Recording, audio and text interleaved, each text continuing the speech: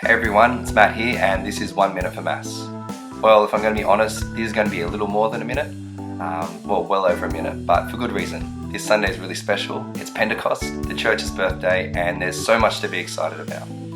Now we all know Pentecost was that really special event where the disciples gathered in that upper room and there was the wind and the flames on people's heads and speaking in tongues and this mass conversion, right? And it was a really special event, but it was also really significant.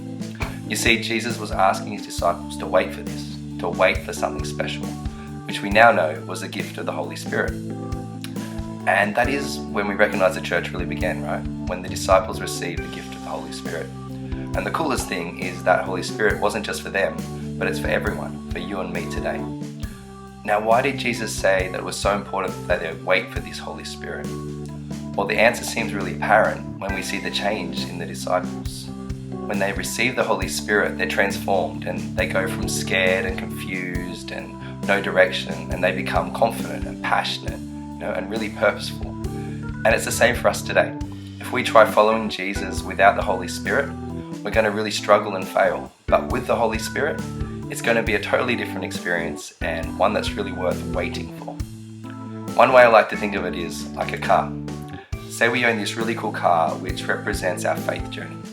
It has all the features of a car. It's got the wheels, the seats, steering wheel, pedals. It's nice and shiny on the outside and it looks really great. But it hasn't yet been filled up with petrol. Now, it seems kind of obvious to us that this can't do much with this car until it has some petrol to bring it to life.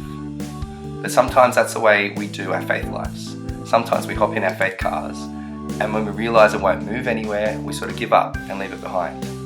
And other times we realise it won't work, so we start to give it a push with our own strength. And sometimes we get it moving and we get a nice downhill run, but when the slope levels out, the car stops again. We kind of run out of energy. But Jesus told his disciples to wait. Wait for the petrol, wait for the Holy Spirit. And it turned out to be great advice. Even though they felt like they were wasting their time waiting, the power and the momentum the Holy Spirit gave them, it proved to be far more effective than if they started trying on their own efforts.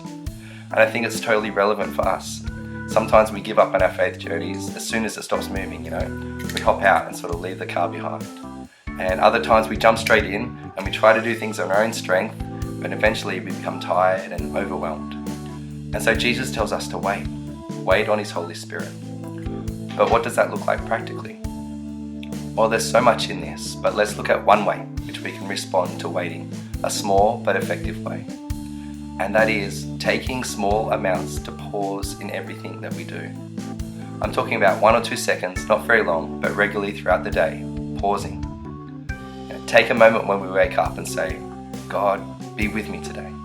Or a moment when we speak to our kids and say, Lord, help me to love like you love. And before we eat our meals, help me be grateful for all I have, including this meal.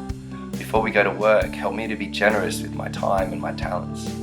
Before I brush my teeth, God, is there anything that you are speaking to me right now? And it's small pauses like these that can make such a difference. They're only short, but they allow the Holy Spirit to come into our everyday lives. And when we do that, it totally changes the flavour of our experiences. St. Paul describes a similar practice as praying without ceasing. Small pauses, stopping to invite God to everything, all aspects of our day. But the key is to do it regularly and consistently. So I encourage us all, give it a try for a couple of weeks, waiting on the Holy Spirit, stopping and pausing, and taste the difference for yourself. Happy Pentecost to everyone, and I'll see you guys at Mass.